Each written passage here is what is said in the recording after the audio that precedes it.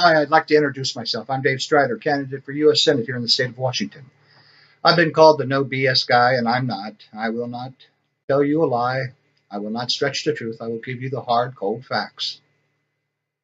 I've lived in Washington since 1997, going on my 21st year here. Now, the things that I'd like to talk about right now is what I, as your U.S. Senator, will do. Number one, I will listen to you. Number two, we can discuss what you said. I will respond to you. I will make sure that your voice is heard, because it is your voice that I take allegiance to, and not that of a party. Yes, I can work across the aisle to other parties, but I'm telling you this. If it is something that does not benefit the people, and only corporate interest, or someone's donors, other than the people who donated to their campaigns, I will not let that bill pass. I will filibuster it. I have no problem standing up to what is wrong. As a Marine Corps senior NCO, I had no trouble standing my ground. I took on the government on an issue that I thought very important: to protect other Marines, myself, and citizens of this nation, all in line with the oath that I took. I am a fighter. I will fight for you. I will not surrender. I will tell you this. As always, I remain faithful. Dave Strider for USSenate.com. Second Amendment rights. That's what they are. They're rights. If you want to own a firearm, go through the procedure to get one. If you're a veteran, I don't see any problem with you owning those special weapons. I really don't. Okay? Plain and simple. I'm not talking about, leave the NRA out of this. They went from sporting club to gun activist.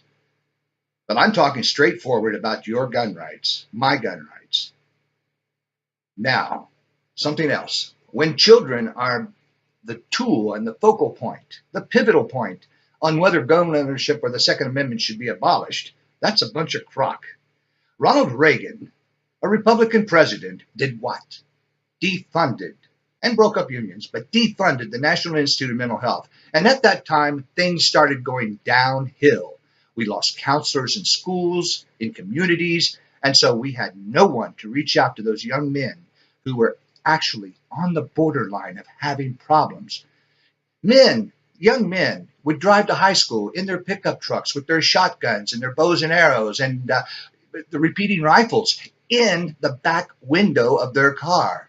Were those weapons stolen? No. Were those weapons brought into school? No. Did anybody carry a weapon into school? No. So you have affected our mental health issues. We need to have those counselors back in. We need full funding on our education, and the Second Amendment should stay where it's at. Whether or not I own a weapon is no business of yours. That is my right, and I don't need to go around carrying a pistol or a rifle to show that I am all support of Second Amendment.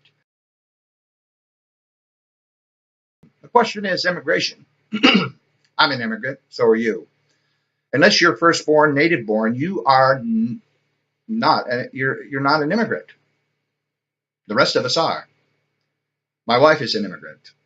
We don't have an immigration problem. Well, we do, and kind of, sort of, because Congress won't go and move on the immigration upgrades and amendments that are on the books. They won't bring it to the floor.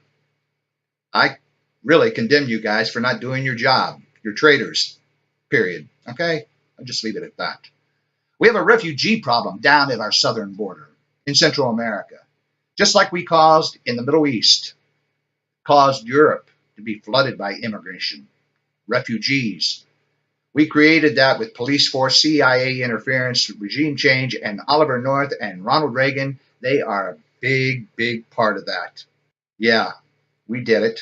We armed drug cartels. We bought drug cartel merchandise. We put guns in the hands of maniacs down there. So what are we going to do about it?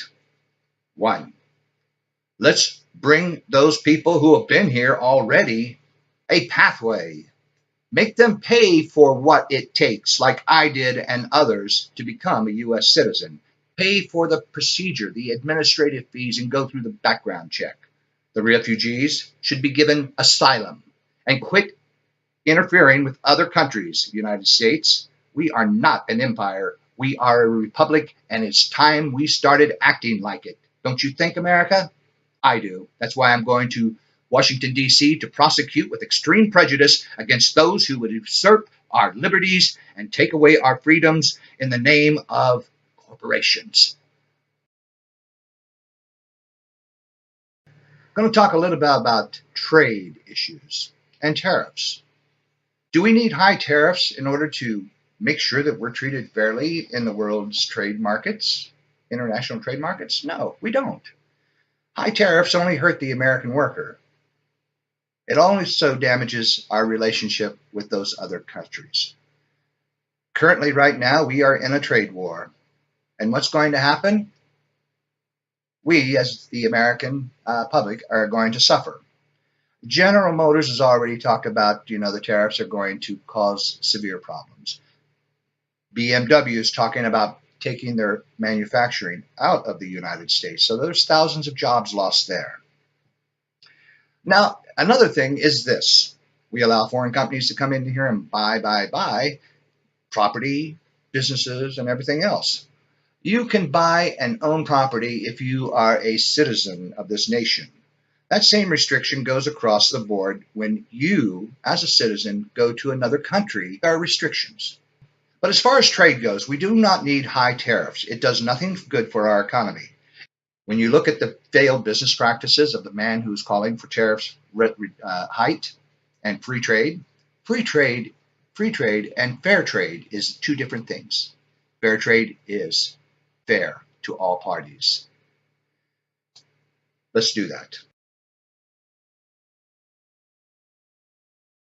The question is healthcare and the rising cost. How do we stop it? Well, as long as corporations are geared by profit margins, you're not going to stop it. That's why I ask you to embrace my single-payer healthcare for all. No co-payments. No pre-existing conditions. No premiums. That's right, no premiums, no deductibles that you have to meet before you are. This is expanded Medicare. This is Medicare on steroids. The Veterans Administration has the rating of being the #1 healthcare provider in the entire world. As a veteran, the VA has saved my life this past year. I want the same quality of healthcare that is provided to me by the Veterans Administration to also be what you receive. I want you and all Americans to know that when you go into your doctor, that it's going to be taken care of. And if you want to know how I'm going to pay for this, go to my website, send me a questionnaire. Let's get into an open debate on this. This is the same health care that Bernie Sanders said that we could have. Only I explain how I'm going to pay for it. I'm going to tell you that you don't have to pay anything at all for your health care. And it's not going to add 1 cent to our national debt. Not 1 cent. Now, for those of you who don't believe me, I'm calling you out as being uninformed and uneducated. Let's talk. Let's debate. What is the greatest threat facing our nation? Voter apathy. People don't believe in our elected officials anymore. They don't believe in the lies. They cannot help. We've got people that are calling our president the Messiah. We have a government running wild. Period. That is a problem. We have corporations trying to turn us into a feudal state.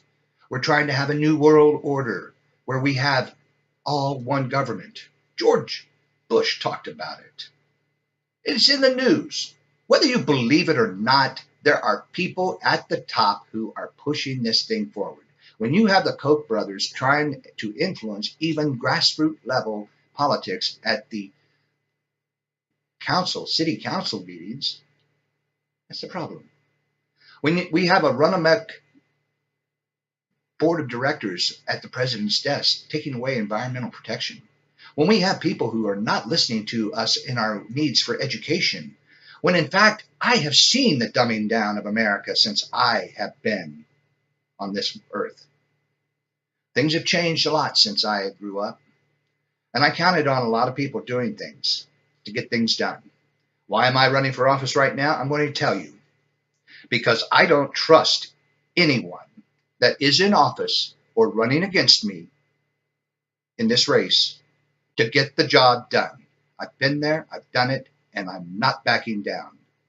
For those of you who have followed my career, know that I will not back down. I took on the government in 1978 and I won without attorney assistance. Who do you want to help you? A fighter or someone who say they're going to fight?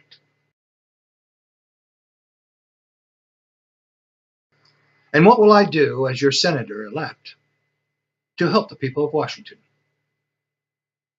Well, I can tell you right now, we can lessen the tax burden that's on you right now on a federal level,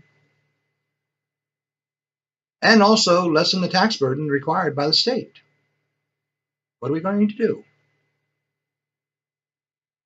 Well, just so you know, everything that I'm going to mention is fully funded by the federal government and can be. Our infrastructure, protection of our environment, health care for all, education, full job guarantee, protection of Social Security and Medicare, protection and expansion of those worker rights who were injured on the job. Now, if you are an injured worker like myself, and I know of many others,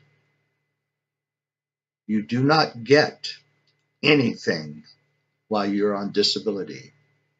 You do not get anything. You go to a place, you give them your all, and you had the last thing on your mind was to be hurt that day, and then to be treated like a broken toy and thrown in the trash. That can be no more. Injured workers have rights, and I will tell you that I am here to defend those rights and to expand those rights and to ensure those rights for the lifetime of this republic. I know that's a big statement, but it has to be done. My name is Dave Strider. I'm a no BS kind of guy. I'm also a veteran. Thank you for listening.